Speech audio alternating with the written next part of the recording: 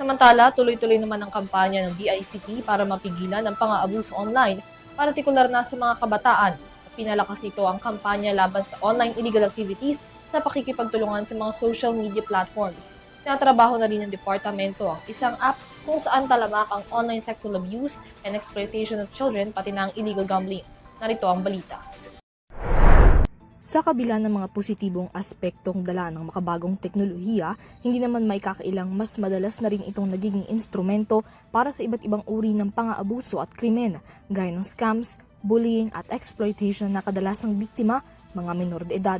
Kaya naman sa panig ng Department of Information and Communications Technology, mas piniigting pa ng ahensya ang mga hakbang at aksyon upang masawata na ang mga ganitong iligal na aktibidad na talamak online. Dito lamang Enero, ipinag-utos ng DICT ang pansamantalang suspensyon ng access ng AI chatbot na Grok sa Pilipinas, bunsod ng mga reklamo patungkol sa pag-generate ng mga sexually explicit at non-consensual deepfakes ng mga menor de edad. Makalipas ang 3 araw, binawi na ng DICT ang suspensyon na paliwanag ni Secretary Henry Aguda ay bunsod na rin ng corrective measures mula sa Grok management. Ang naging pala namin so far was Grok.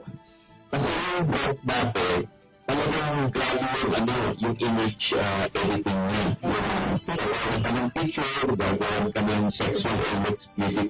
Yung nagdang lang yung 30 days. Kasi in fairness to Grok, which is owned by X, within 3 months, nagpag-usap sila sa amin, and inamin naman nila na may problem.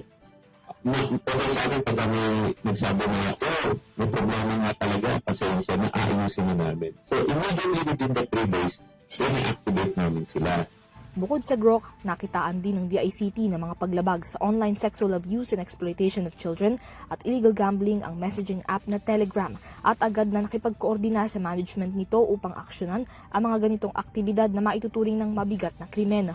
Ani Aguda, hindi na kinailangang iban ang nasabing app matapos itong kaagad na tumalima at gumawa ng hakbang upang malimitahan ng mga ganitong contents kung hindi man agad-agad na matatanggal. Mga solusyon, paano mabawasan yun? Hindi totally mababawasan yan.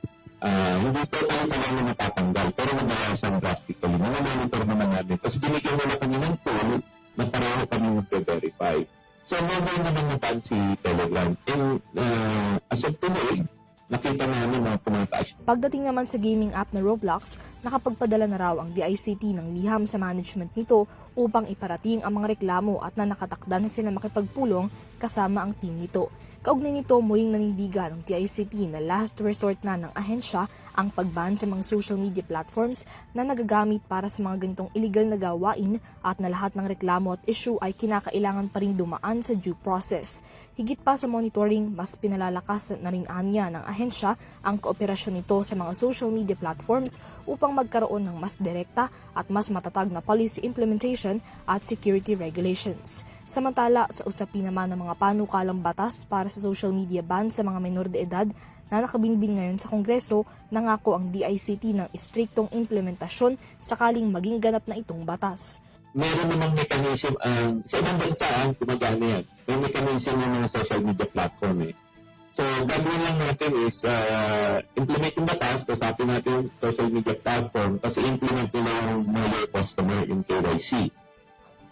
And sila, lahat ng social media platform na nakausap ko, basta may batas, susunod sila. So, pag hindi kasi sila sumunod, pwede sila makasuhan. At pag nakasuhan sila, mayroon mga penalties yan.